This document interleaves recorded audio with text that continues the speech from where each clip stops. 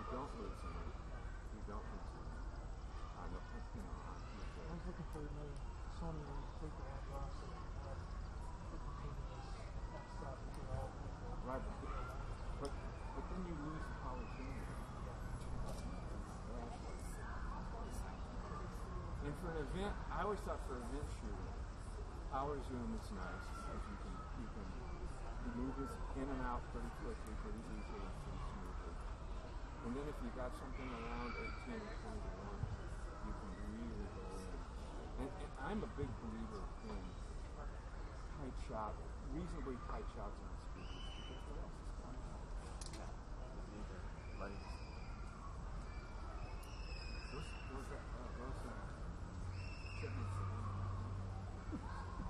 They are pitched off. And stopping around.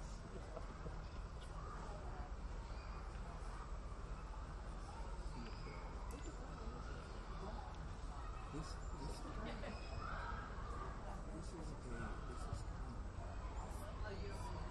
is not wall. So it's more of a It's sort of in the house. But also no doubt precious part of it. And Mike Wallace donated the house. And probably since he was down for the maintenance of it. Then probably these people get some.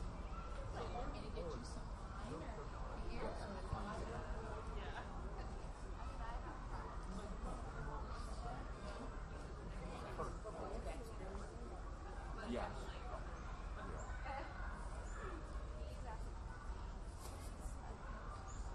You're going to get those kids from White Springs?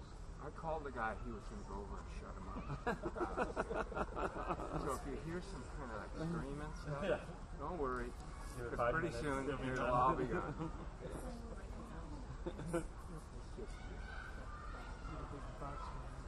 School is supposed to be over. I don't know, what is it?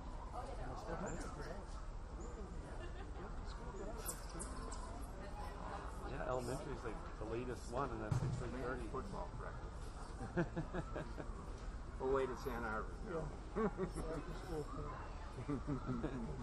That's more believable. Yeah. Actually, probably after school.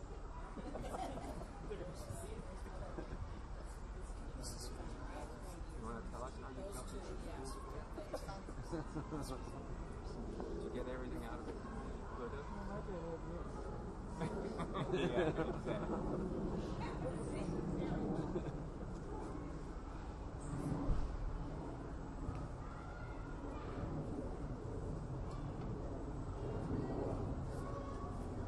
It is. Yeah. It's like some kind of fairy tale tree or something. Yeah, mine kind of grew up with it. No.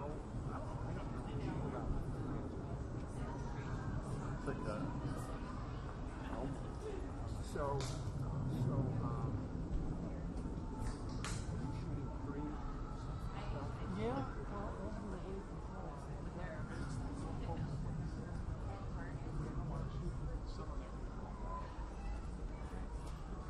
I'll tell you what. I'll do that. I'll stand it.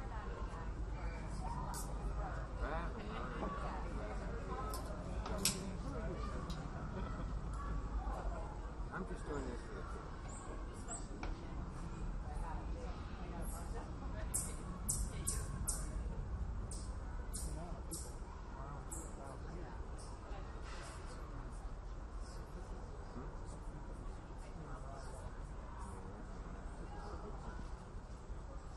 No, maybe watch out of the house. Afterwards.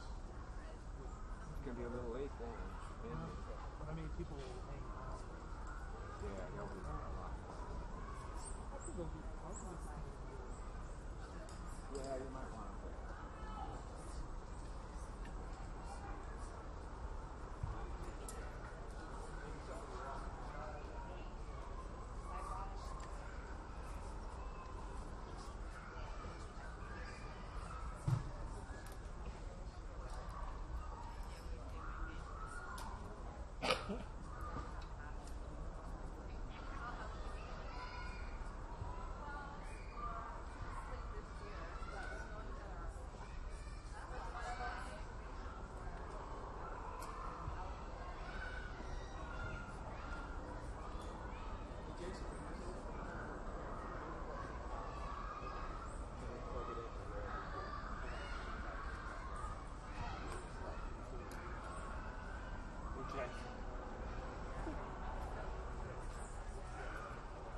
noticed it when I'm calling shots, my voice.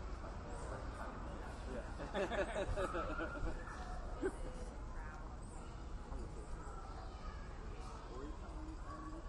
Oh, really?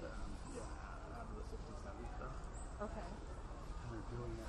This is when we first did like small group. This is, speculation. There he is. You thought you were like, you show up. We're like a group. We just go around the country looking for animals. You came on a bike?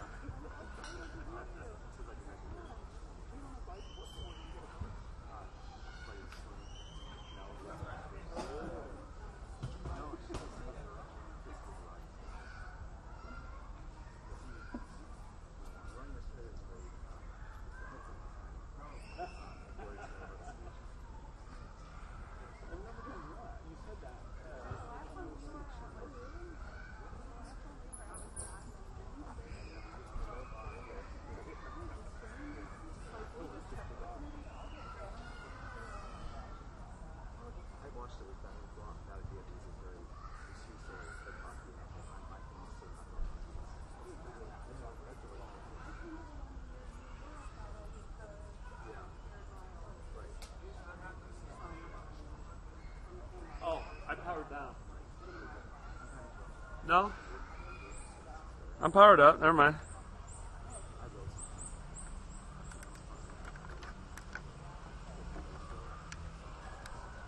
Nothing? Yeah.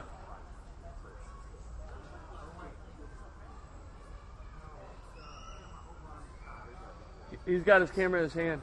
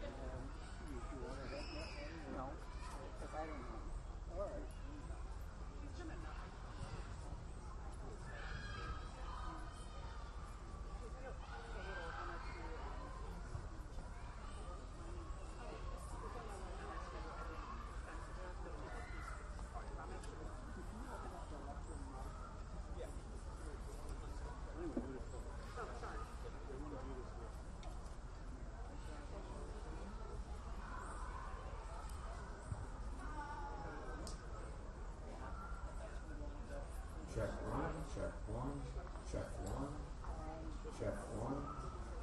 Testing, check one, check one. Right in an aisle.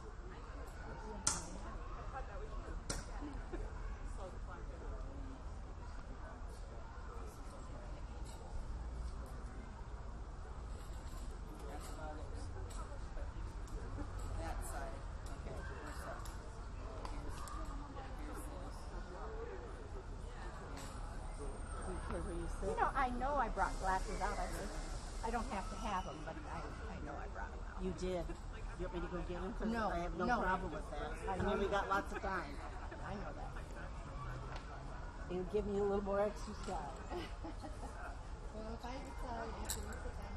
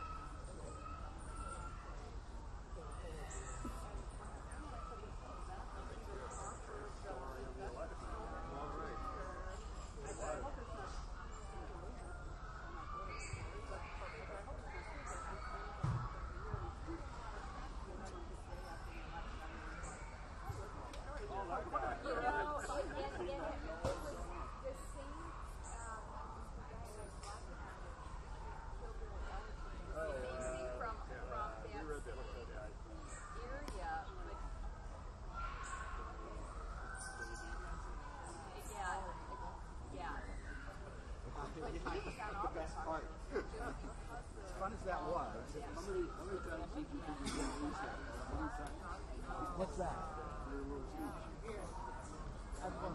Since then, I've been to the few times. Couple, yeah. I was you on TV. You look familiar.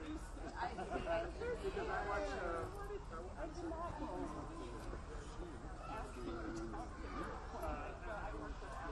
I'm trying not to get in that way.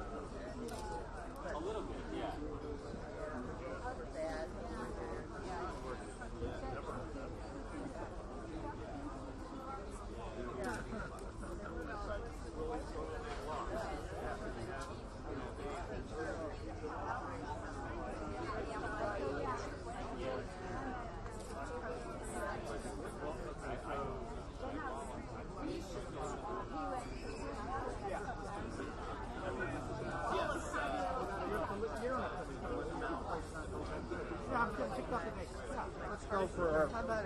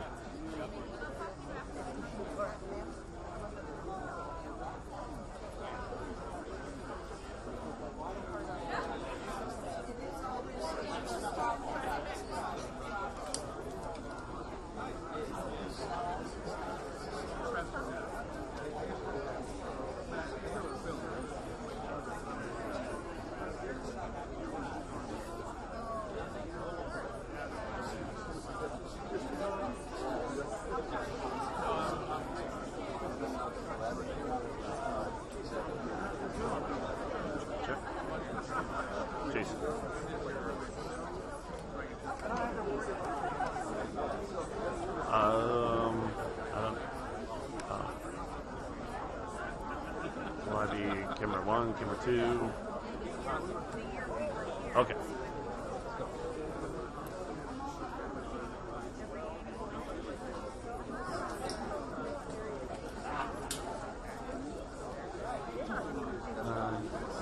Go ahead, so yeah. He's getting it on.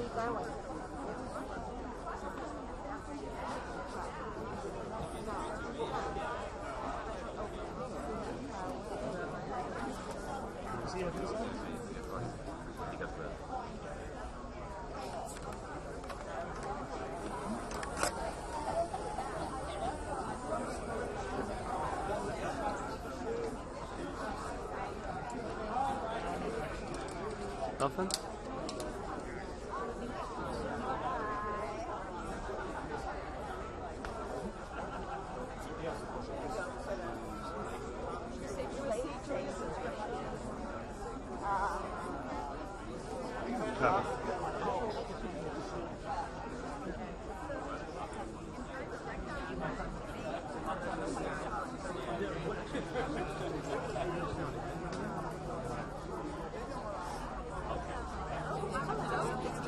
A couple of the gold glasses.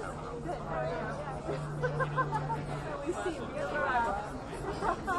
Oh no, you were TC? No, I'm a okay, I said it. Okay. Yeah. You need them for One of that armor did it's a lot lighter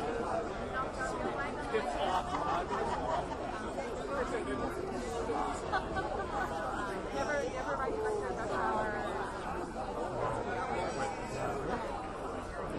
sounded like it's separated. Well, I mean, it's just like, on this bed,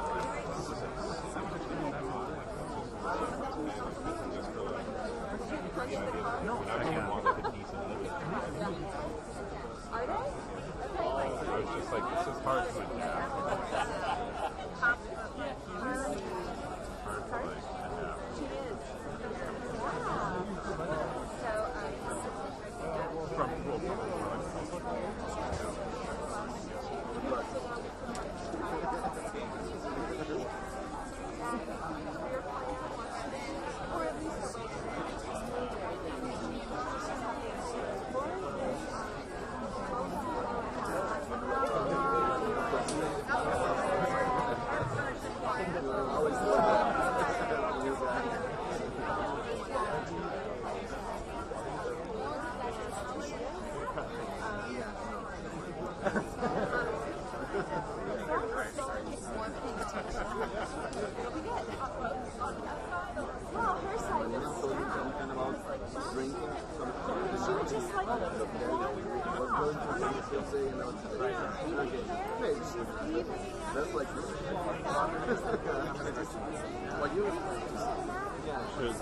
Should I start rolling? Yeah.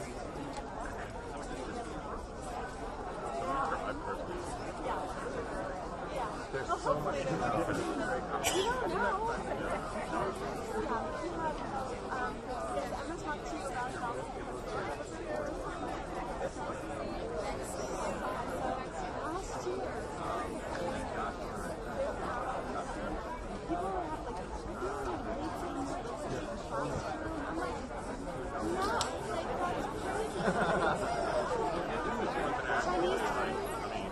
Yeah.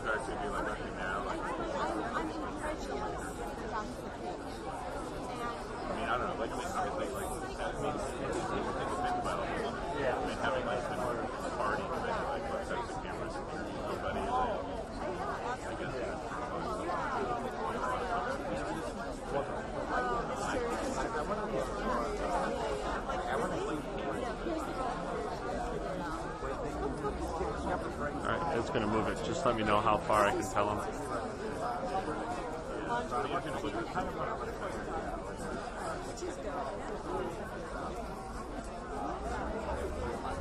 More?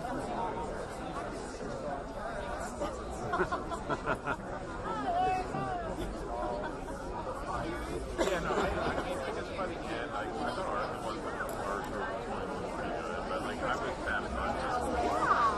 Okay, I'll go over there and help him. If I can encourage everyone to please come and take a seat so that we can start on time. Thank you.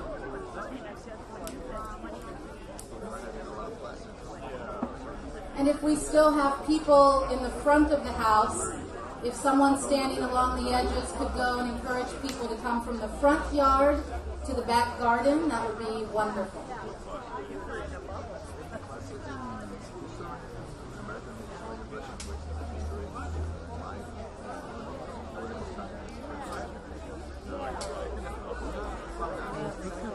Chris. I want to take this camera home. This is the one I think I would want. I have a I have a Sony 7R2, but it only runs 28 minutes. And it cuts off, so this is better. Yeah, this thing goes quite a while.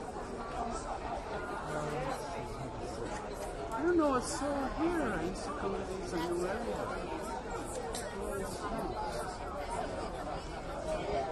Maybe that's good.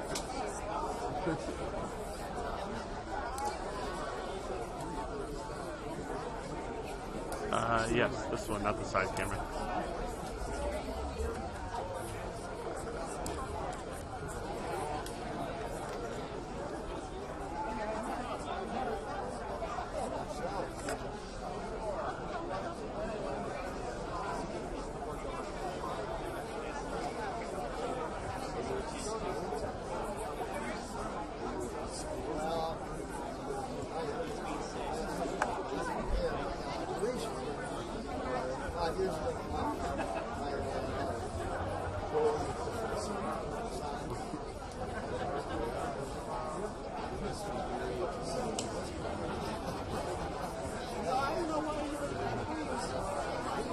You're right, the clouds came in.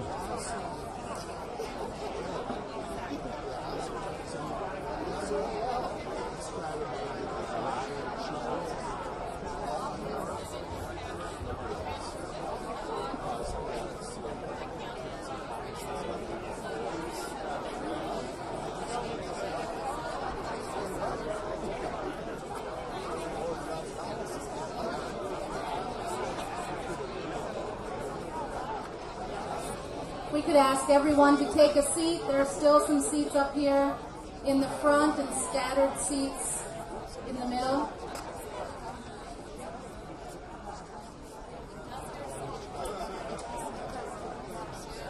Anyway, I have a seat saved right next to a political science professor. So if you have a question about anything,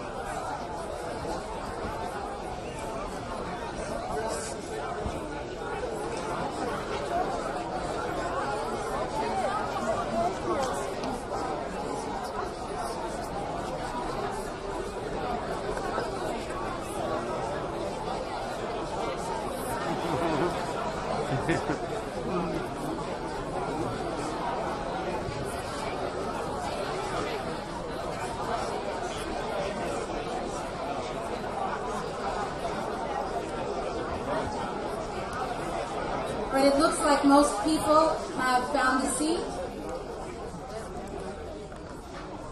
We're on a live webcast, so I'd like to get started so that we don't keep the people who are joining us on the web waiting too long. Well, welcome, everyone. Thank you for coming. I'm Lynette Clementson. I'm the director of Wallace House. I'd love to welcome you all to the 32nd Annual Graham Hovey Lecture here at Wallace House. And I would especially like to thank you for coming because I looked at the university calendar today, the universal calendar online that tells you all of the things that are happening at the university. And I counted, I think in a conservative count, 46 events happening today. There were 14 lectures happening this afternoon after 3 o'clock. So with so many options, I'm especially grateful that you made time in your schedule to come here and spend the evening with us in the gardens at Wallace House. And I'd like to thank everyone who's joining us online on the webcast. And thank you to Michigan Radio. I saw Doug Trabue come in. He's somewhere here representing Team Michigan Radio. Thank you for helping us publicize the event. You're always good partners, and it is always good to be moving around, listening to the news, and to hear Wallace House events mentioned. So thank you. So we're here today for the Graham Hovey Lecture. We hold this event every year. As I mentioned, it's the 32nd annual Graham Hovey Lecture in honor of the second director of the Knight Wallace Fellowships Program, Graham Hovey, who was a New York Times correspondent. And we have this lecture every year to welcome back a former fellow so that we can show to the community and to the university the value of a Knight Wallace Fellowship in the career of a journalist.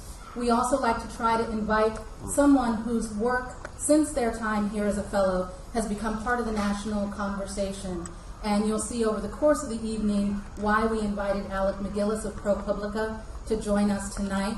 His work has been very much a part of the conversation that everyone's been having. And how many of you joined us here last year for the Hovey Lecture? So our speaker last year was 2010 Knight Wallace Fellow Molly Ball of the Atlantic, and she was talking about the disruption of U.S. politics in September before our November elections. And so much has happened in the past year. And we had a very good conversation that evening. People wanted her to predict what would happen, and Molly stood in front of all of you and said, I will not make a prediction, and any prediction I may make will be wrong. And I'm certain that that held up. And so now is a good time, I think, to talk about where we go from here. And so much of Alec's reporting has dealt with that over the past year. We also have this event to introduce our new class of Knight Wallace Fellows to the community. We are honored to have such steadfast support from the University of Michigan for the years that we've been running this program, and specifically from the Office of the President of the University. I would like to welcome Liz Berry, who is Special Counsel to President Mark Schlissel, to come up and give a few words.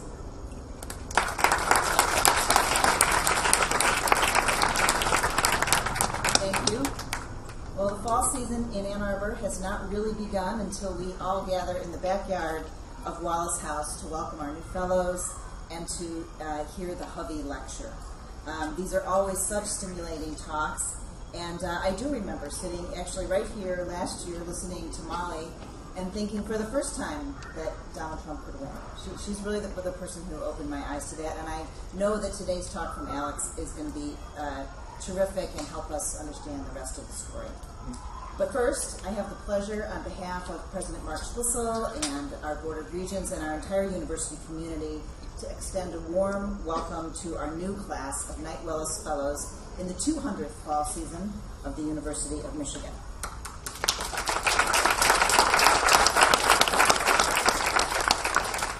I love the word fellowship, which means a community of interest, activity, feeling, or experience. We certainly have a community of interest with journalists here in the Academy.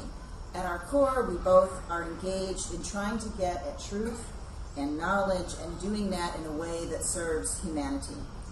The way we go about this might be different, research and scholarship and teaching versus reporting, but I'm not sure that these methodologies are even as separate as maybe they once were.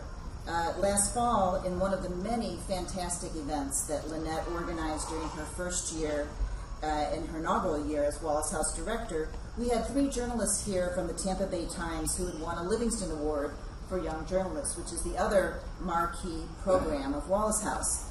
And these reporters were here to tell us their story, reporting on the disinvestment and abandonment, really, of a school system in Florida, and they were on a panel with one of our faculty members, Taddy Chavis, a professor in our School of Education. And at the heart of this award-winning series was really data analysis. The reporters had gathered reams of data about student success, about teacher turnover, about student absenteeism, and more. And I would say that that talk and the question and answer session that followed it was really in the best tradition of an academic discussion. The questions were about, how did you go about gathering your data? What methodologies did you use to analyze it? What were your algorithms? It really struck me that our community of interest between journalists and the Academy is stronger than ever and maybe even more overlapping than ever. And as for a community of activities and experiences, let me just say, we invite you to everything. Our classes, our libraries, our museums, our laboratories, our sports competitions, our arboretum, our biological station, our faculty offices, by appointment, of course. These are all open to you. And we are confident that you will take advantage of it, and that we will be the richer for it. And then finally, regarding a community of feeling, well, as the Supreme saying, you can't hurry love. But I will wager that before the end of your fellowship, you will share our love, or at least a deep fondness for Wallace House, for your fellow fellows, for my hometown of Ann Arbor, Michigan, and, of course, for the University of Michigan. And we'll know if you do, because when you see a stranger with a block M, you will spontaneously yell, "Go Blue!" That would be the test. So I thank you for your attention, and I welcome you, class of 2017 Wallace House Fellows.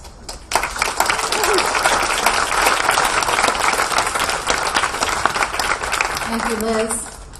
Liz is also a Wallace House board member, and she supports us in any number of ways all year. We also have other members of our board here. If members of the Wallace House board, if you're here, if you could just raise your hands. We thank you in advance for everything we're going to ask your help with this year, and you know that I mean that we will be calling. So thank you for your support. There's another thank you to offer. Liz mentioned that last year was my first year in programming Wallace House events. It was my first year as director. Last year was my first class of fellows.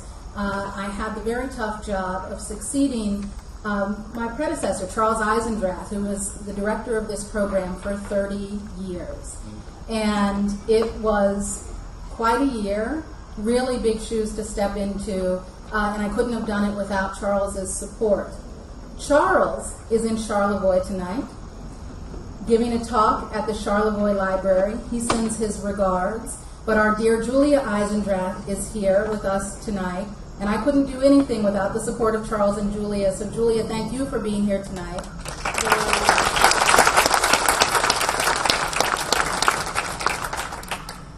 And now we would like to introduce you to our 2017-18 class of Knight Wallace Fellows. If you're not familiar with our program, the Knight Wallace Fellowships is a program that brings mid-career journalists to the university every year for an immersive year of study related to their work as reporters. It's a competitive program. We receive hundreds of applications every year from around the world for no more than 20 spots every year. We bring fellows from the United States and from all parts of the world. And they come here studying things that relate to their strand of journalism, whether it's science reporting, economics reporting, political reporting, whether they're long-form narrative journalists or broadcast journalists, radio journalists. And what's so dynamic about our program is that during the academic year here, while they're pursuing their individual interests, they are in fellowship with one another. We really place value on the small f fellowship part of our program. We have seminars for them here twice every week.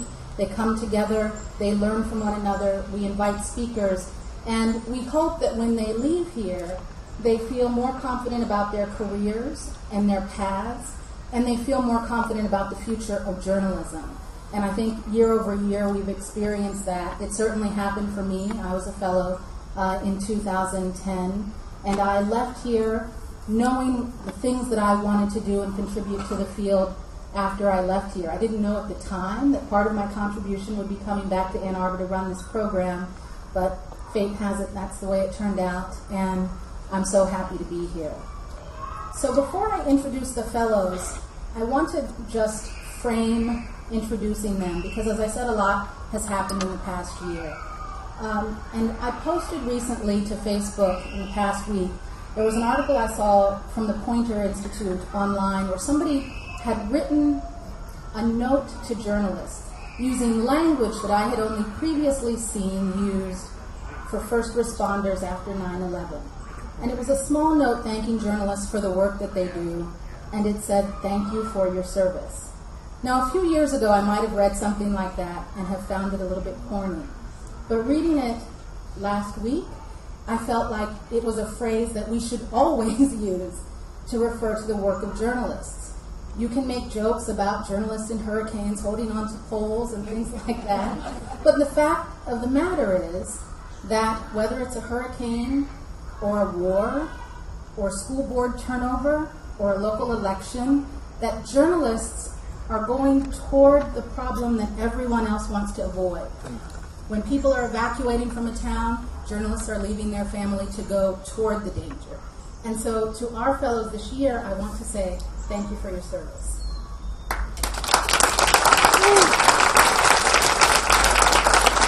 So we'll invite each of our fellows to stand, face the audience, and tell everybody who you are and what you're doing here. Thank you, Lynette. I'm Matt Higgins. I'm a sports reporter based in Buffalo, New York, where for the past 2 years I've embedded with an inner-city high school soccer team made entirely of refugees, which brings me to my study plan, which will examine the interplay between sports, status, and identity among refugee populations. We may want to hold our applause until the end. Hi everyone, I'm Danielle Dreilinger. Most recently I've been covering education in New Orleans at the Times-Picayune. And this year I'm studying the cultural history and possible future relevance of home ec class.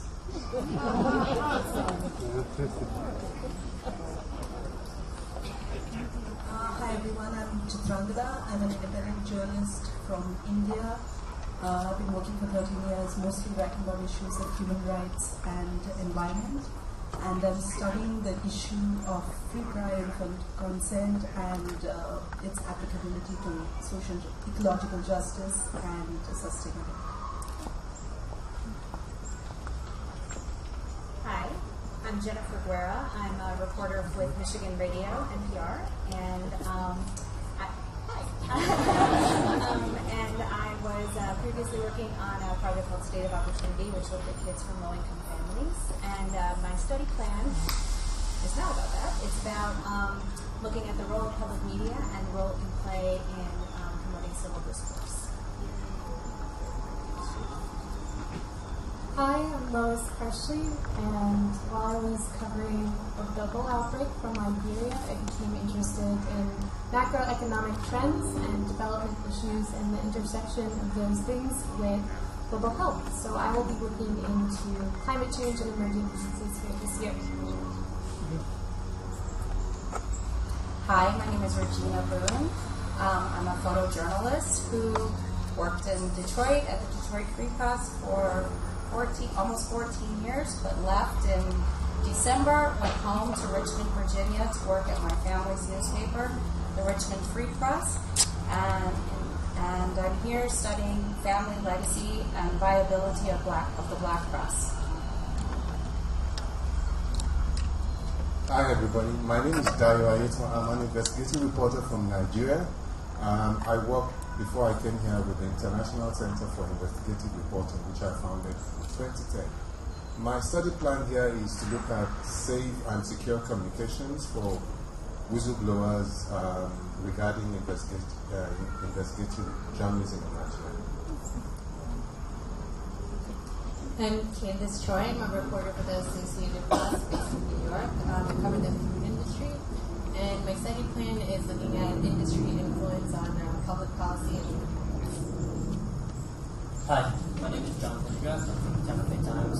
I'm studying how anthropology methods and theory can help identify more powerful investigative stories and they can contribute to better government. Hi, my name is Amy Tensing. I'm a photojournalist. Spent the last few years working on a project for National Geographic magazine on widows marginalized in areas like India and Africa. And I'm here to dive deeper into feminist movements throughout the world and also document them. Hi, I'm Marcelo Moreira. I am from Rio de Janeiro, Brazil. I work for Global Television, and my study plan is mechanism of protection of journalists working in dangerous areas. Hi, I'm Mariana Versolato. I'm from São Paulo, Brazil. I work for Folha de São Paulo. That's Brazil's most influential newspaper. And I'm here to study mobile communication, challenges, social consequences, and implications. Hello, everybody. I'm Marc Magnier. We're coming from China, from Beijing, where I've been with the Wall Street Journal doing economics. So I will be looking at China's soft power and how that is intersecting with the rest of the world. We've also lived in China and Asia for the last 20 years, so we're going through some reverse culture shock, and Ann Arbor couldn't be a better place to come back to with these crazy times. Thank you. Hi, my name is Robert Yoon. I'm from Washington, D.C. Most recently, I was at CNN for 17 years. I've been taking photos of each fellow as they've been speaking, so if you'll indulge me, I just want to snap this really quickly. Thank you. My study topic deals with something I've dealt with at work, which is the quality and collection and distribution of election data, which is in a far worse state than any of you realize. So wish me luck. And I'm also a U of M alum, and I'm so grateful to be back here. And I see two of my advisors from my undergrad years, Michael Traugott and Raoul Huseman from the Department of Communication Studies, and I just want to thank them both for doing everything they did to keep me off the streets. And I also want to acknowledge Lynette and Birgit and Patty and Mary Ellen and Sarah and all the other folks who put so much work into making sure that we had a good experience this year. So thank you.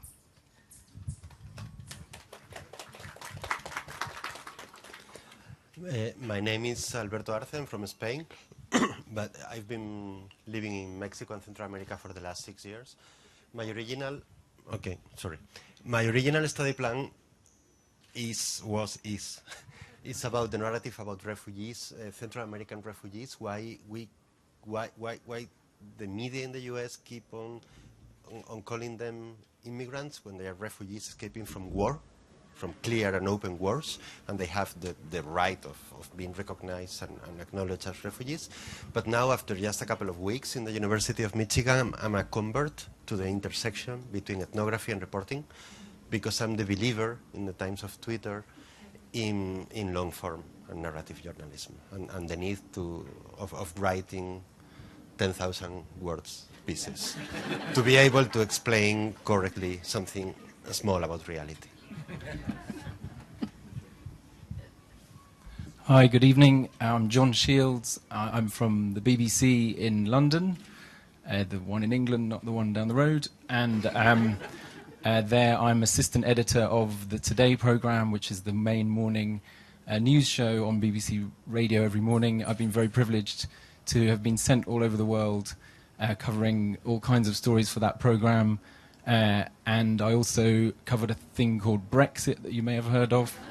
And everyone told me it was my fault. So I'm now looking at whether trust in journalism can be restored and what practical measures people like me can take to do that. Hello, my name is Ozzy Pabera. I'm coming to you from New York City, where I work for Politico, covering local politics mostly, but we have a way of making local national sometimes. My study plan here is looking at the attitude towards media and the role of media in the democratic process and new trends and theories about why people are consuming information the way they are.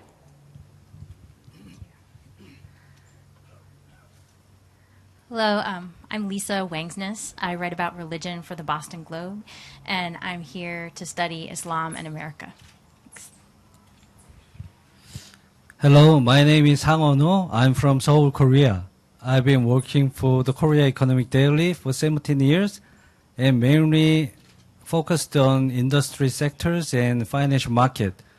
And my study plan is the latest trend of U.S. major pension fund and its decision-making procedure. Thank you. So after those introductions, you can see why we're filled with pride every year and excitement that we get to bring journalists with this kind of range and commitment to the craft to spend a year with us here at the university. So if you could all join me in a round of applause for our 2018 Knight Wallace Fellows.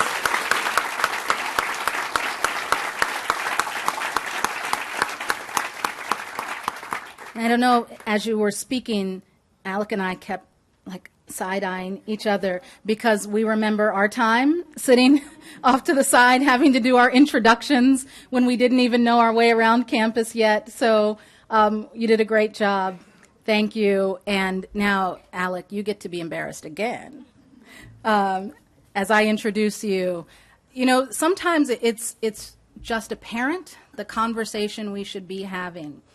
And this year, I knew that Alec was the person who should come to talk with us this year for the Hovey Lecture. One of the things that's been a constant refrain over the past year as people have tried to make sense of everything that's happened before November and after, there's been a refrain of, oh, if the media would only have, well, if they had only covered. Journalists never told us about that. They didn't cover this. They didn't go there. And with the way we all get information today, I think I understand why people can reach that conclusion. We have so much information coming to us from so many different directions at such a great speed that it's hard to keep up. And certainly there are people who want to keep us all confused about the information pipeline. But in fact, we know, those of us in the field and those of us who consume a lot of journalism, that in fact this work was being done. There were journalists from a range of news organizations, large and small, traditional and digital, all over the country, telling the stories of the people who were voters and citizens and non-citizens and worried members of society before this election, and Alec MacGillis was one of them. Alec MacGillis is a political reporter for ProPublica, and he's a 2011 Knight Wallace Fellow, as I mentioned before. His reporting of blue-collar voters before and around the time of the 2016 election was really part of the national conversation. The quality and range of his work earned him the 2017 Polk Award for National Reporting, which is one of the highest prizes in journalism. Also, the 2017 Scripps Howard Award, and he's also the recipient of the Toner Prize for Excellence in Political Reporting. If you, not everybody follows bylines like journalism geeks and journalists do, but some people remember stories. And if you weren't familiar with Alec's name, you may remember some of the stories that he's done over the past year. One that got a lot of conversation going was a piece around a body of work called Revenge of the Forgotten Class. And I know some of that will be inform what he's going to talk to us about tonight. More recently, his investigation for ProPublica and the New York Times for a New York Times Magazine story called Kushnerville exposed the disreputable landlord practices of the president's son-in-law and advisor. And he recently had a post about Ben Carson and Who's Minding HUD. And so his work has been very present, very relevant, and he's not just been in Washington. He's based in Washington, but he doesn't stay in Washington. I think what's made Alec's work quite remarkable is he's out talking to people around the country, and when you read his work, you really get a sense of people and the issues they care about and the lens with which they view the situation that we're in right now all in this country. So I would like to invite Alec MacGillis to give the 32nd Annual Hovey Lecture. And we're going to open it up to Q&A at the end. We'll cue you, and we hope that you'll all join in the conversation and have questions in about 20 minutes or so.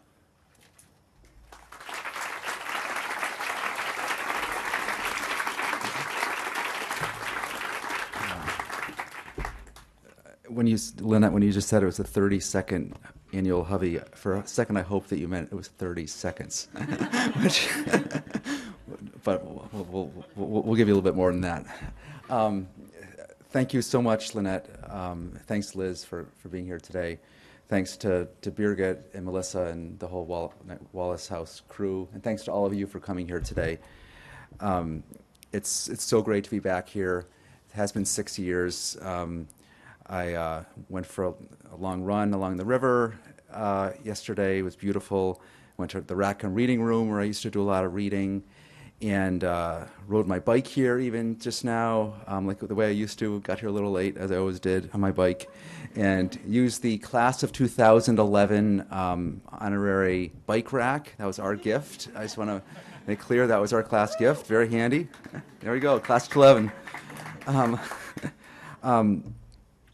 The one thing I still have to do before I leave is get to one of the, those endless team swag stores, because my sons, who were 2 and 5 when we were here, through the very brief exposure of being here, completely drank the Kool-Aid and are now, through that small exposure, are now total Blue and Maize fans. And I want to be clear that they're not just homers; they were fans before you got good. But but I still have to do that. One wants a hat, and the other one a winter hat, and the other one wants shorts. So when Lynette asked me about speaking here, I got to admit that I was initially a little hesitant. It was an incredible honor, but I was definitely a little bit hesitant. Like most reporters, I do prefer asking questions to giving answers. And in fact, as my fellow class of 2011 fellows know, I really like asking questions. I got a rap that year for being the guy who was always asking the prickly question at the end of events in ways that probably caused some discomfort for some of our esteemed visitors to the Wallace House and our even more esteemed hosts in Turkey, Argentina, and Brazil. If Charles were here, I would apologize directly to him for that. But Julia, perhaps you can carry that back to him. Okay.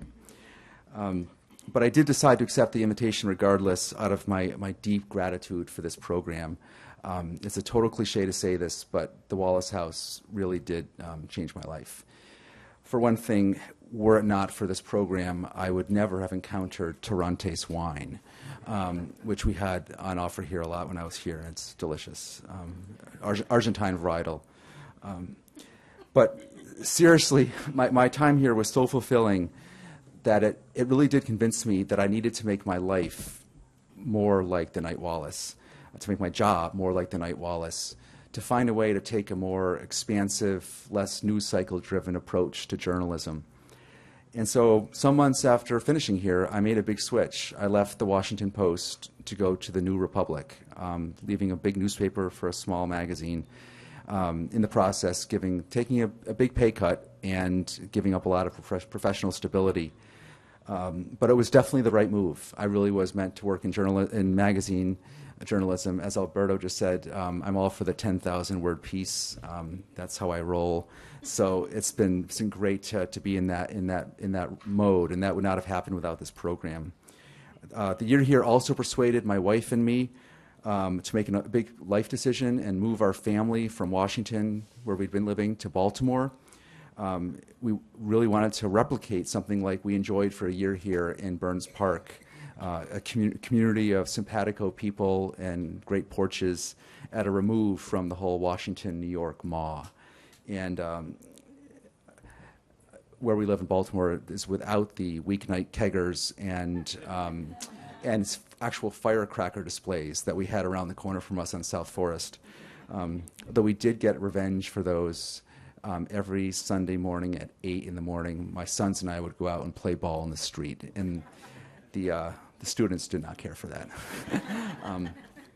Finally, the year here introduced me to a whole new set of truly great friends, some of whom are here today, which means a lot for me. One of them bears naming in particular. Matt Power was the only magazine writer in our group, and he very much helped coax me into making the jump into that realm. As some of you know, we lost Matt just 3 years after the fellowship in a tragic accident while he was on assignment for a story in East Africa. He was a wonderful writer, and as all in our class quickly came to realize, a truly, truly wonderful man. He and his wife, Jess Benko, a talented journalist in her own right, are never far from my thoughts. The last time I was under a big tent like this one was the spring before last at my 20th college reunion. There was, of course, a lot of talking and joking about the presidential campaign, which was just then heading into the general election. And I remember being in that tent and looking out over the hundreds of people who were there and thinking, there might not be a single person here who is going to vote for Donald Trump. Really, quite possibly, not a single one. But I was spending a lot of time in other places last year, and so I knew that there were other people that Trump was doing a lot better with. And that's what I'm going to talk about here today, the gaps between places, which have been growing a lot in recent years, and which I believe explain a lot about what's been happening in this country. First, though, I'm going to talk about a couple people. One is a woman called Tracy. I met Tracy when I was out canvassing, or out with some women who were canvassing for Trump in a working class suburb of Dayton called Miamisburg. They were from Buffalo, and they'd come all the way to canvass for Trump there. And they were at one house, a sort of somewhat run-down house in Miamisburg, and a woman called Tracy came out to the porch to speak with them. They started to tell her about, make their pitch about Trump and talk about how he was going to make America great again and bring back all the jobs. And Tracy kind of cut them off and started telling them that she had, in fact, helped dismantle one of the big auto plants in Dayton as part of her job in heavy construction. And as she started telling them this, she started to cry, like to weep, relating this experience. And that kind of struck me. And so I circled back to her afterward, and we ended up having a very long talk in her kitchen. And I've stayed in touch with her since then, and I've actually seen her twice since then. And here's the deal with Tracy. Everything about her would make you think that she'd voted for Hillary. She was raised in a Democratic family. She's a single mom with 3 daughters.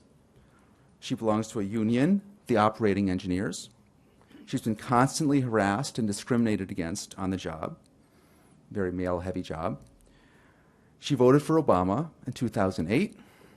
She broke up with her boyfriend recently when she heard him refer to one of her coworkers with the N-word. But it turns out she couldn't stand Hillary. Here's what she had to say about Hillary.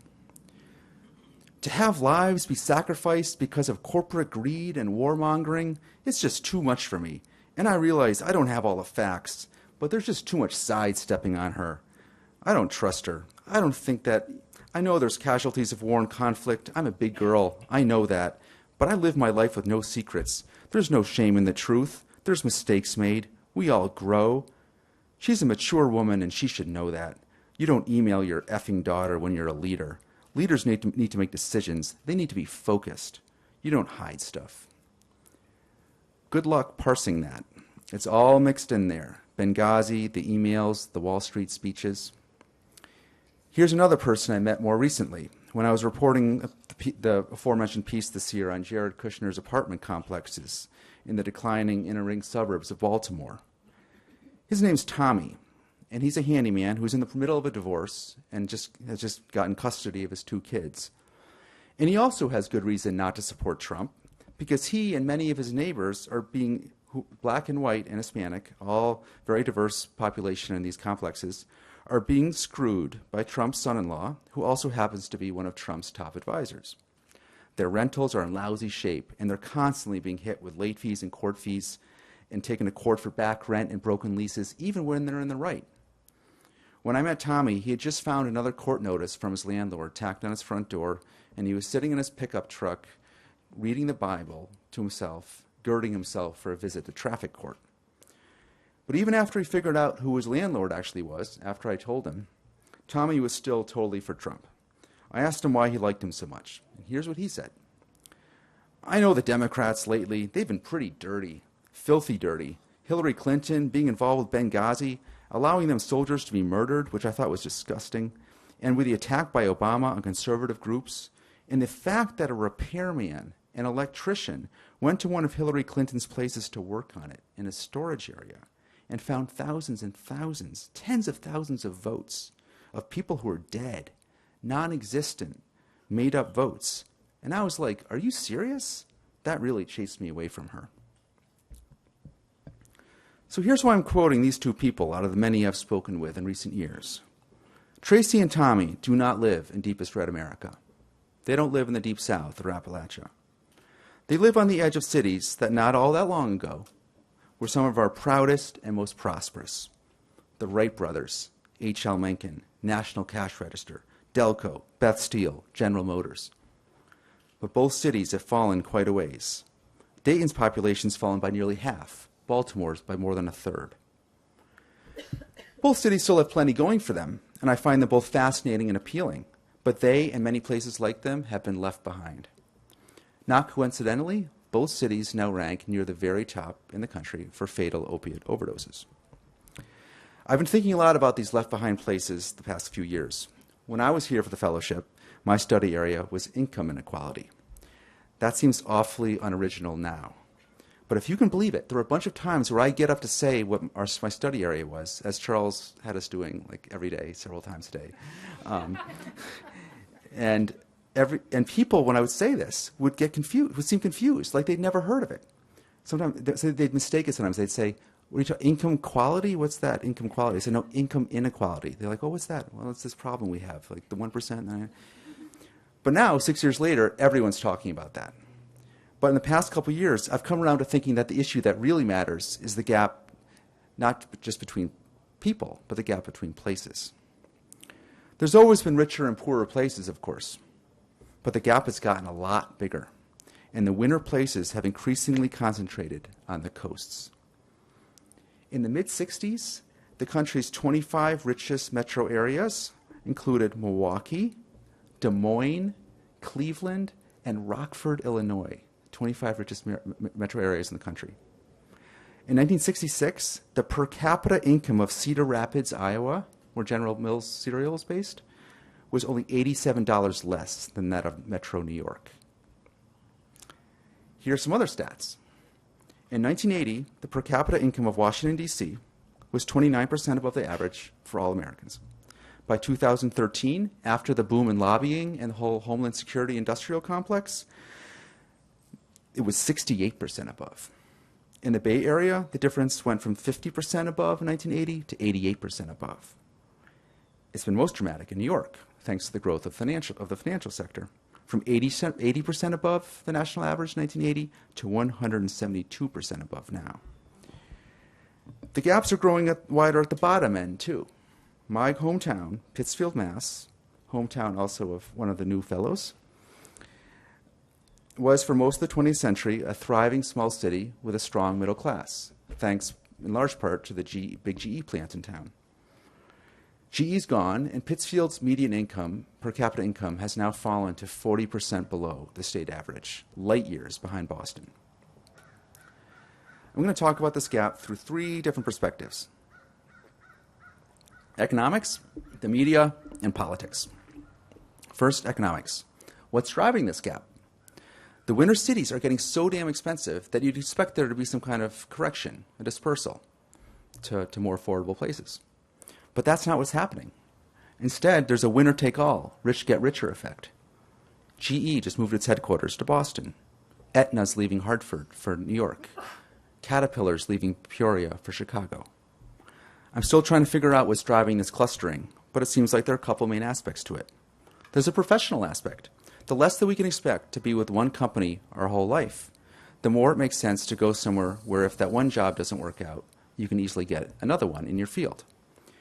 If you're in biotech, it makes more sense to be in Boston than to go for that one intriguing job you saw in Buffalo. That quest for security is now made double by the rise of the two-income professional couple. You understandably want to be somewhere where both of you can hope to get good jobs. And companies, in turn, are better off being in those winner-take-all cities to get that top talent, even if it costs them somewhat more. Meanwhile, studies show that we're increasingly clustering by income even within certain cities. The share of wealthy families that now live in wealthy neighborhoods instead of in mixed-income neighborhoods has doubled since 1980. That is, the most successful among us seem to find comfort and security by being among other very successful people. You could call it, or I call it, the Bethesda effect.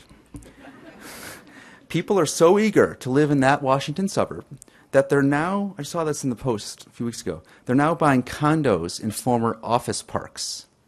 Like, they take office parks and convert them into condos. And people pay a lot of money for them. I heard recently about a high school baseball team where this is related firsthand. This is not urban myth, firsthand. Where the fans of the Bethesda team were taunting the fans of the Silver Spring team by shouting, "Higher average income, higher average income." Yeah. It's charming, right? So this could also help explain why you're seeing a winner-take-all effect among cities, people wanting to be where the other winners are. But another reason why so much wealth is concentrating in certain places is that so much wealth is concentrating in certain companies based in certain places. Take retail. Profits used to flow to all sorts of retail stores and chains, big and small, all over the country. Now they're increasingly flowing to a single company, which is based in Seattle, which just happens to be experiencing the biggest spike in home values in the country the last year or two. Amazon now occupies 19% of all the office space in Seattle. That's a bigger share than any company in any city in the country. They have 24 coffee shops for their employees across their campus there. They even just built a few biospheres on their campus, just for the heck of it. Of course, hearing that I was going to be speaking on this problem, Amazon announced last week that it will bestow a second headquarters on some lucky city. That's good to hear, I guess, but it will only spread the wealth so far. And a lot of the cities that are being discussed as likely candidates for that second headquarters are also winner cities, like Boston and Metro DC. The same thing's happening, of course, in our own business. Ad revenue used to flow to newspapers all over the country. Now a majority of digital ad revenue and every single dollar of new digital ad revenue is flowing to two companies in the Bay Area, Google and Facebook, which reported a combined $35 billion in revenue last quarter. What neither of these companies do is actually cover the news.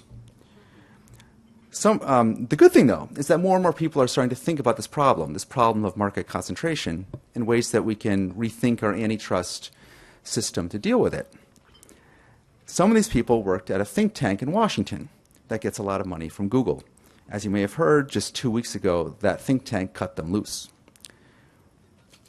Of course, the concentration of media money in certain places is not just bad because it fuels regional inequality, but because it fuels news voids, which brings me to the second prong of the gap. Over the past decade, the number of reporting jobs around the country, newspaper jobs, has fallen by 12,000. 1 out of every 4 newspaper jobs has vanished over the past decade. And those numbers are actually a little bit old. It's probably even worse. Over that same period, past decade, the number of reporters in Washington has doubled. Look at it another way. As online media jobs have replaced print jobs, 73%, nearly 3/4 of all internet publishing jobs are now on either the Acela Corridor or the West Coast. You've seen those pictures of packs of reporters swarming after congressmen on Capitol Hill. Those packs just seem to get bigger and bigger. Well, contrast that with what you see in a lot of the state houses around the country, like the one I worked at in Concord, New Hampshire, which really are virtually empty now. Why does this matter? Well, because in all sorts of places we're missing the story. Take the Flint water scandal. There were several local and state reporters who did amazing yeoman's work to expose that crisis, but it did not get the sustained scrutiny it deserved early enough, which might have actually prevented some of the public health toll. Or take Baltimore, where I live. It drives me crazy, it really drives me crazy, to see how many big stories are not getting the attention they deserve in that city, because my former paper, The Sun, is so depleted, and it was just announced that the alt weekly in town is being shut down.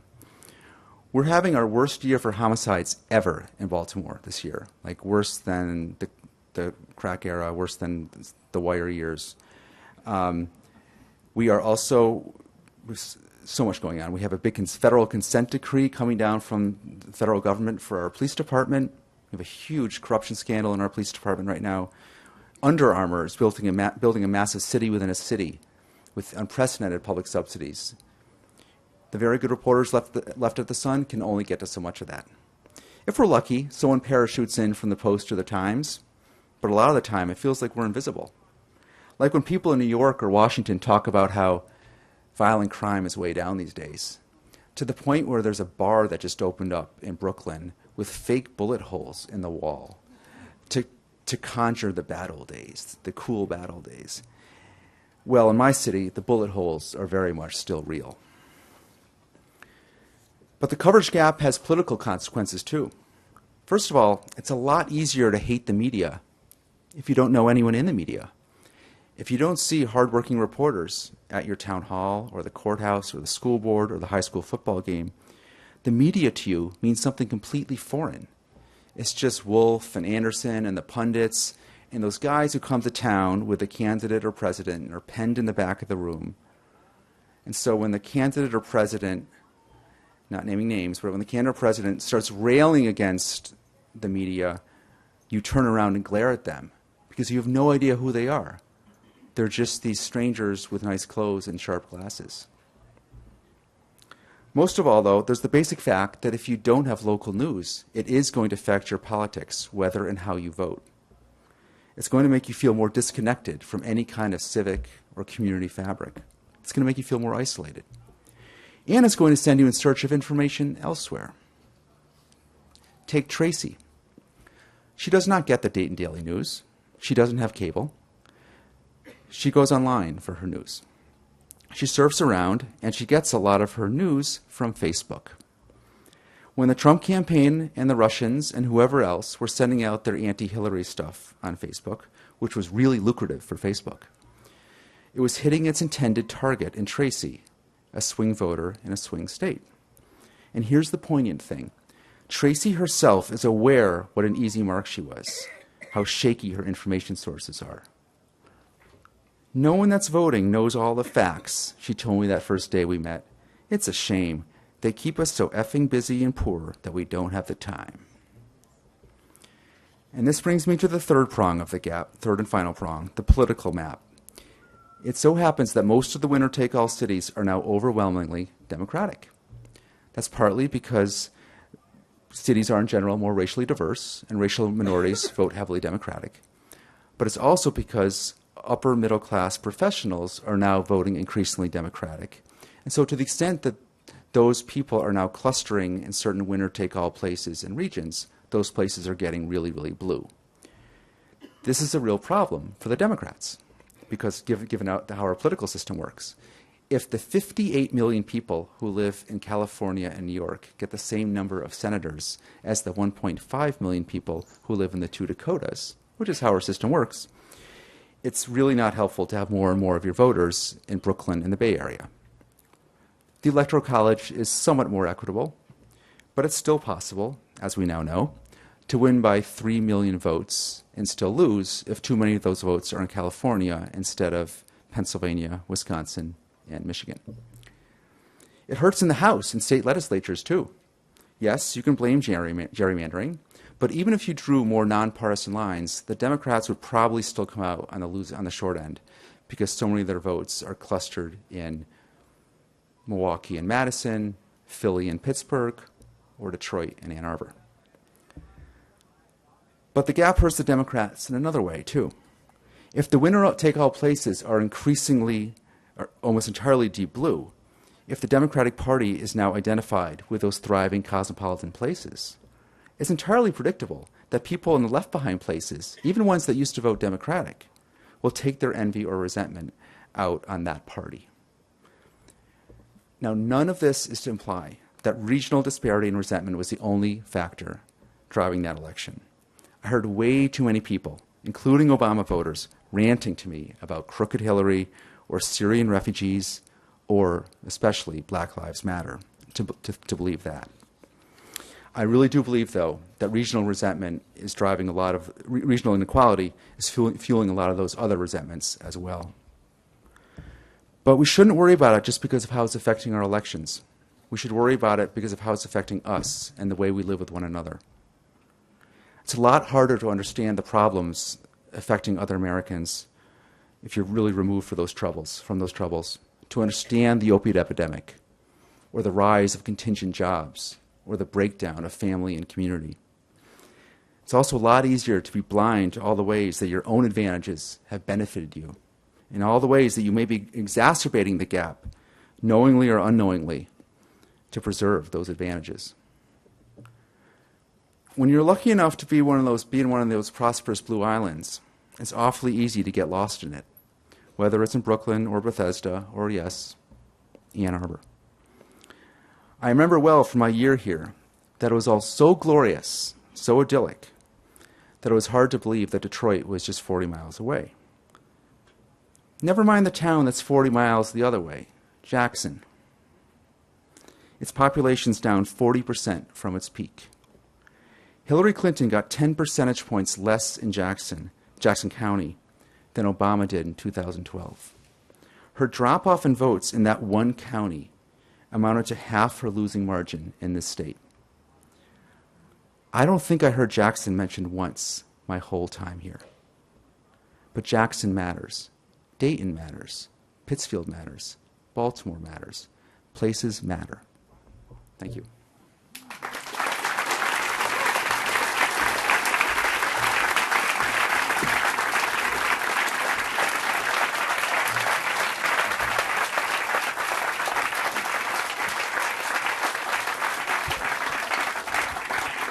So it's perfectly clear why Alec was the person to give this talk this year. Thank you so much. We're going to open it up for questions, and we've got microphones on both sides. If you raise your hand, we'll bring a mic to you, and we'd ask that, because we do have a wonderful crowd here, if we can keep the questions direct and brief so that we can get as many questions in and time for answers and conversation as possible. So just point to someone. Oh, sure. And it's okay to make them prickly because, taste of my own medicine. So.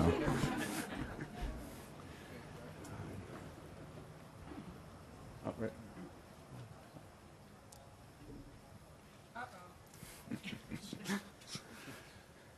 Alec, thanks for a great talk.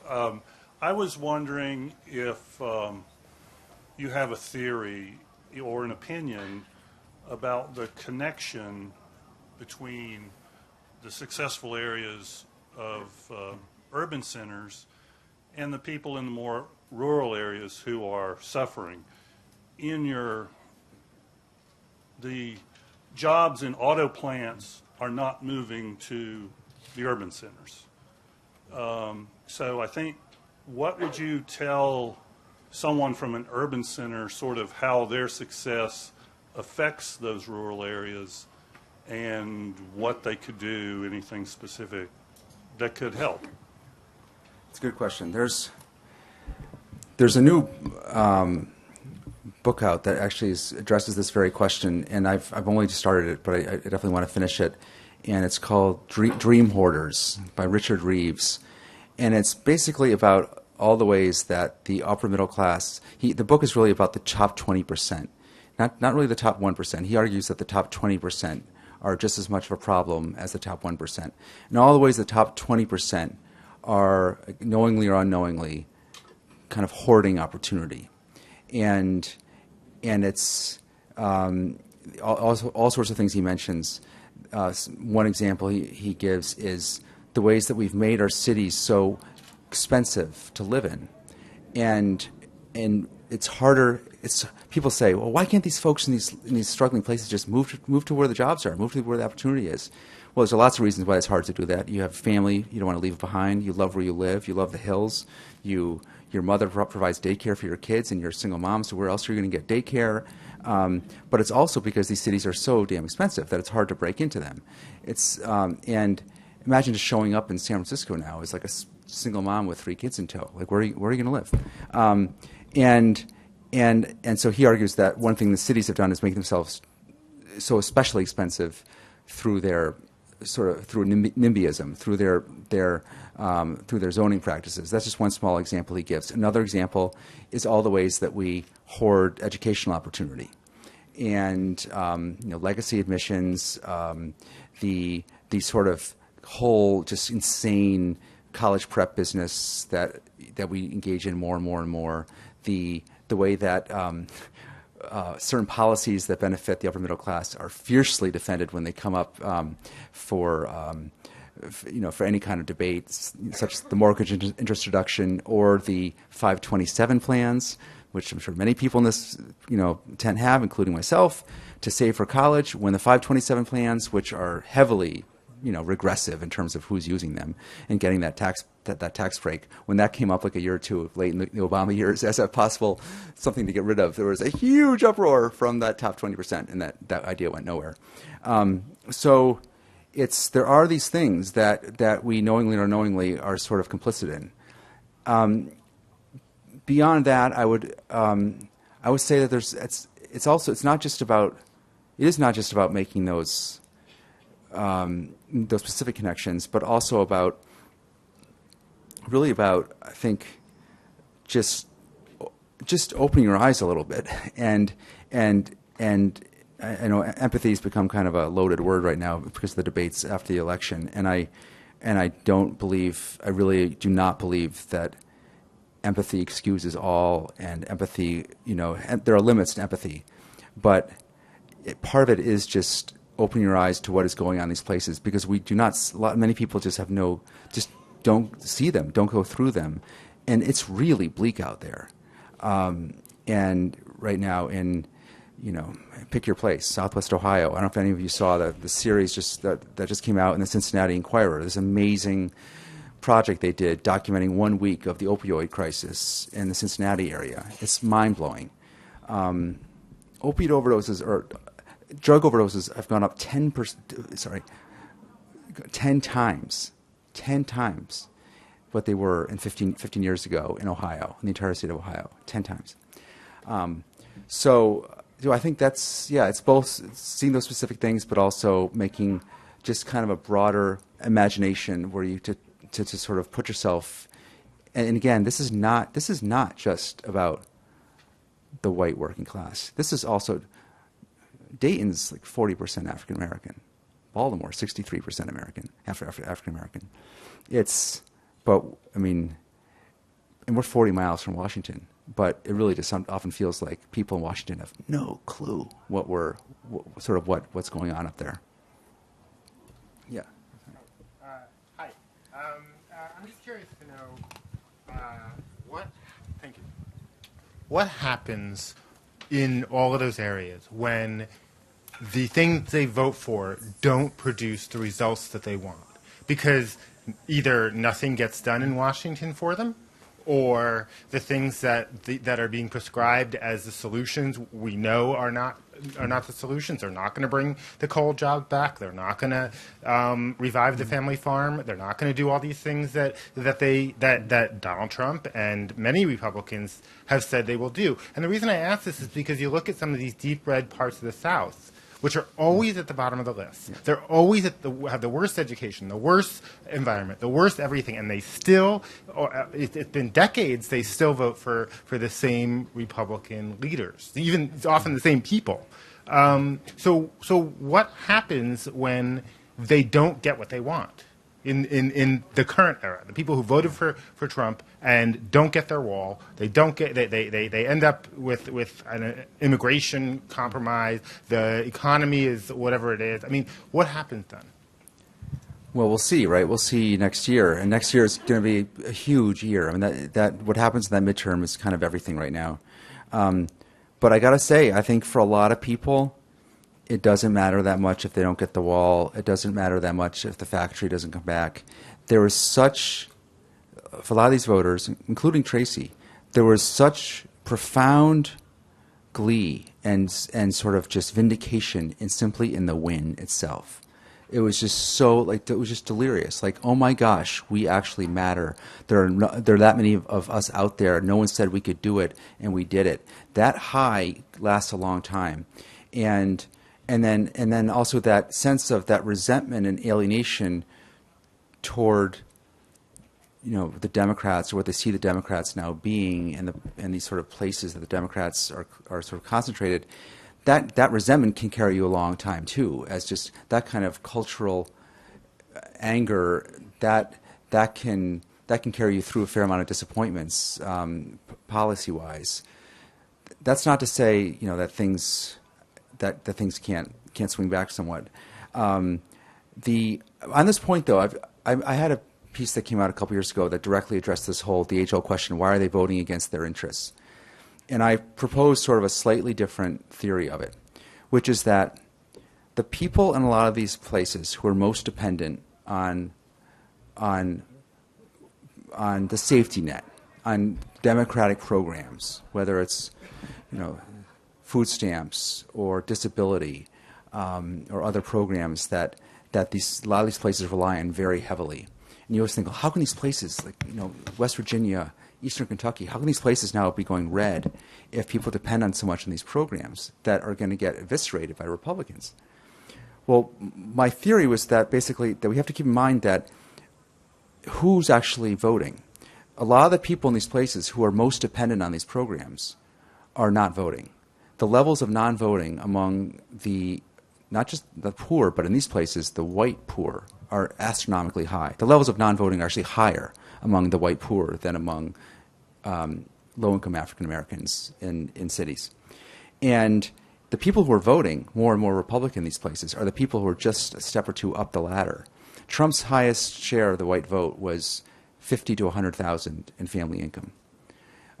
His lowest was above that, but his highest was 50 to 100,000. And so it's people who are living in places that are becoming more and more depressed, more and more dependent on help, and are resentful of that.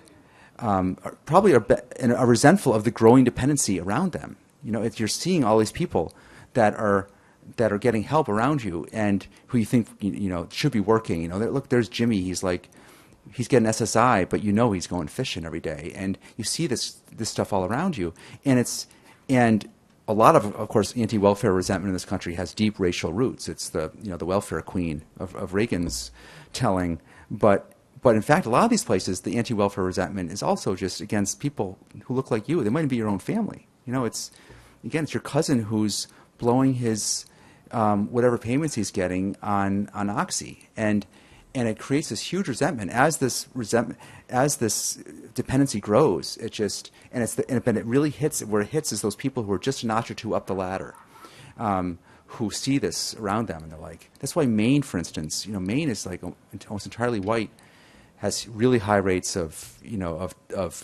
dependency on the various programs, and they've elected this guy, Paul LePage, for 2 terms now, whose whole entire message is anti-welfare, and they're virtually everyone in Maine who's on welfare is white, and that's the resentment is toward that as well as toward the sort of unseen urban taker.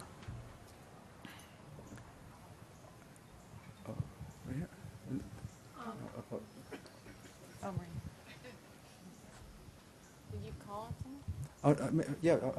Martha, Rena right here. Thank you. About 50 years ago, I wrote and published an article called Place Prosperity versus People Prosperity. Mm-hmm. And I came down solidly on the side of people prosperity and said, well, if the place is not doing well, the people can always move to where it is doing well. And you've made a very persuasive case that place prosperity does matter. Mm-hmm. But what you haven't talked about, except in passing, was what kind of measures could alleviate this. You mentioned gerrymandering, but you, like most observers, say this is a rather small part of the problem that people tend to cluster anyway. Right. So, is there any light at the end of this tunnel? So there are a couple things you could do. One, I really believe, is to bust up the giants. You have to bust up the giants. You have to bust up, the tech giants. It's a real problem. Like I said, the media money is all now, that money used to be everywhere. It was here, it was everywhere. And it's flowing now to these 2 companies, which are more money than God. Same with retail. It's flowing to this more and more and more to this one company. We have to figure that out. I've got one of my former colleagues at the New Republic has a new book out now. Just came out this week. Frank Foer, brilliant guy, has a new book out about this whole problem, taking on the tech giants and how it's this existential threat to our country. Then then a more simple thing is in the case of Washington. Because Washington, I mean, the wealth in Washington is just Washington's now got 6 of the 10 wealthiest counties in Metro Washington: Fairfax, Montgomery, Howard. They're all the richest. One thing I proposed some years ago when I first started thinking about this problem is, and this is maybe a little bit simplistic, but is to spread the federal government out more. And we have the CDC in Atlanta. There's no reason we have some FBI's got a lot of back office stuff in West Virginia. You could maybe try to move some more stuff out these days. We've got video conferencing. You know, everyone doesn't have to be in the same place. That's just one thought. I'm not totally opposed to the people-based idea. Like, I totally see why we also need to make it more possible for people to get to places of opportunity.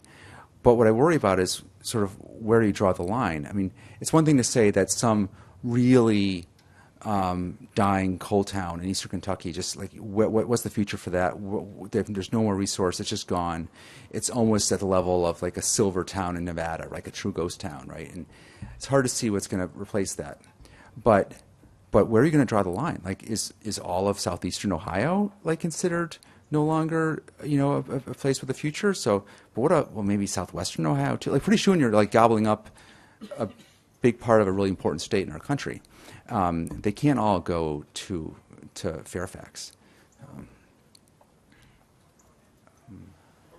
Oh. Why don't we go over here just because I fell off first. So, as a reporter who hasn't lived in New York for 18 years, and whose newspaper is not holding her job, I am painfully aware of the concentration of media jobs in D.C. and New York, and the number of national outlets that require their people to be in New York or D.C. or very occasionally San Francisco or Los Angeles for like really no understandable reason. With the election, are you seeing any changes in the people who run these outlets about where they're allowing their reporters to live? I'm seeing a little bit of it. You're seeing a little bit of it at the elite publications, like the Times and the Post are letting more people just be out around the country, which is good. There's been a big step forward in this direction. My organization, to its great credit, it has just opened a new branch in Illinois, in Chicago. It's going to be like Illinois ProPublica, and my great hope is that can become a model for more and more of those kind of operations that are based in certain places, underserved places, and because it's just so important to be on the ground. I mean, we can do all the parachuting we want. You know, I do my parachuting, but you have to have someone setting up that first flare that there's a problem here. You know, the way that happened in Flint, like there's a flare that went up. There was not enough of a response to that flare. But so I really hope that ProPublica's model can succeed. It will succeed partly if we, you know, have the resources to do it, and ProPublica is a nonprofit and it's supported by generous donors. So, yeah. Two more questions.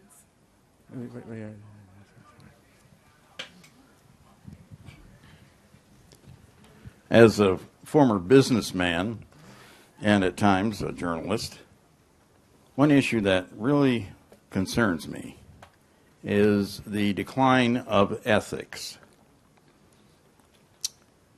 It seems that we've grown into a society that is no harm, no foul.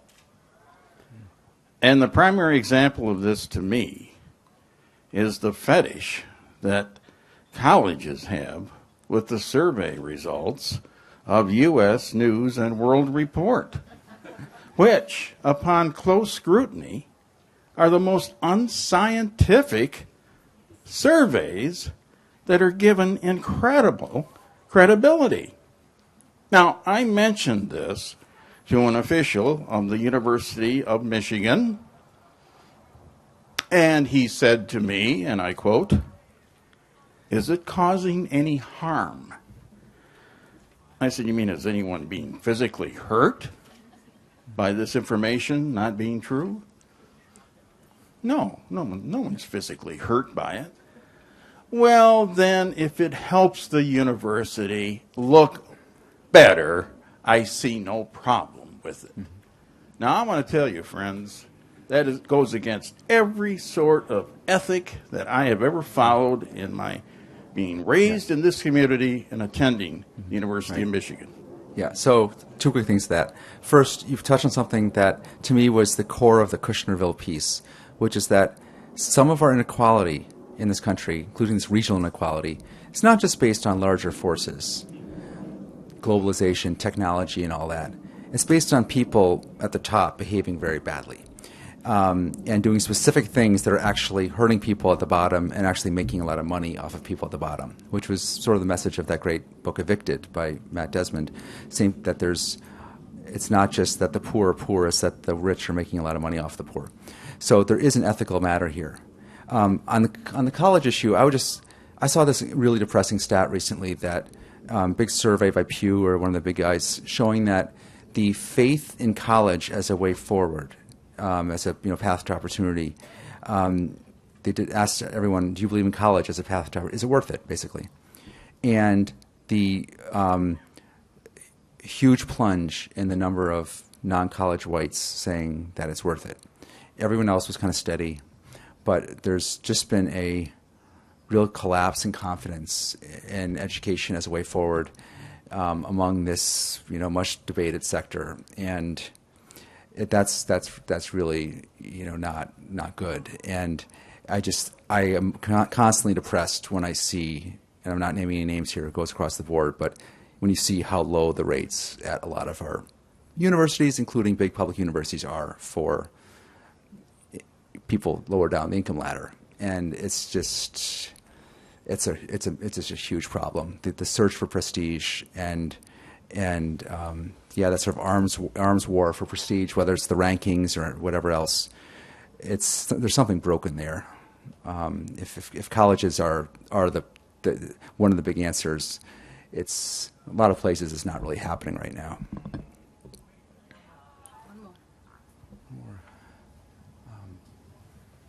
Sure. Yeah. Oops. Thank you. I'm kind of intrigued by the Amazon move, and I'd be curious to know. You keep thinking about where not the kind of deals that Jeff Bezos can get, but where's the best place to really make a difference for a large community? Well, the homer in me says, come to Baltimore.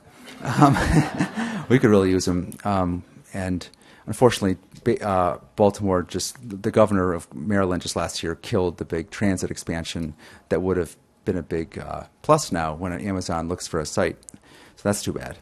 I'm almost hesitant to start rooting for certain places because I find this whole process of them looking for a new home kind of obscene and grotesque, that everyone's prostrating themselves before them after years and years where they weren't even paying sales taxes, and were decimating local budgets because all the sales were suddenly not being taxed, and they've now are finally paying sales taxes in most places. Great for them, and so it's just it's all kind of grotesque right now, this process. But if I were to start getting to rooting for places, I completely would root for places that are, either in the middle of the country, like a St. Louis, or Kansas City or something like that, or places on the coast that are really really hurting, like a Baltimore. But I have a bad feeling that it's going to end up being more of a winterish place.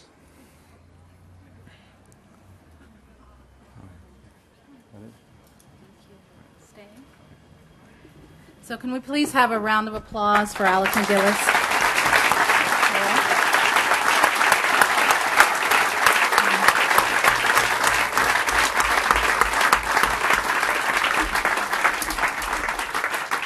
So it is true that some things at Wallace House are changing, but we also love our traditions.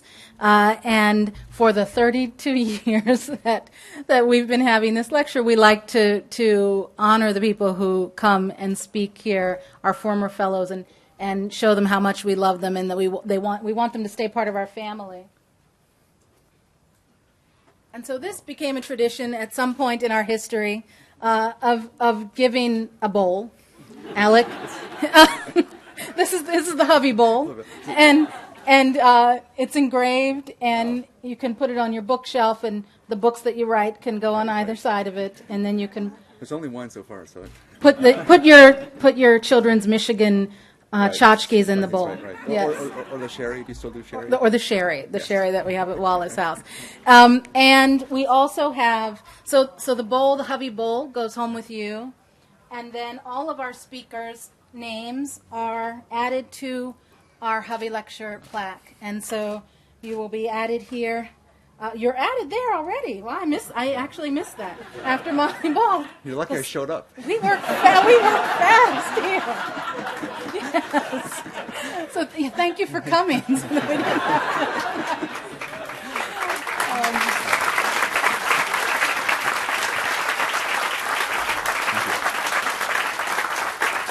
So stay here for a second. So one of the reasons that we have these public events, we have a lot of things in our beautiful house here that are for our fellows, but I think we feel very strongly at Wallace House that part of what makes us members of this community is our ability to foster conversations in the university community and in the Ann Arbor public and in the region, and you'll see more Wallace House public events this year and as the years go on. I think in these times you can see that journalists have something to add, and that we can help. We want people to know a journalist. And I say this in Ann Arbor, it was hard to move here to a place with no newspaper. There are people doing wonderful work here.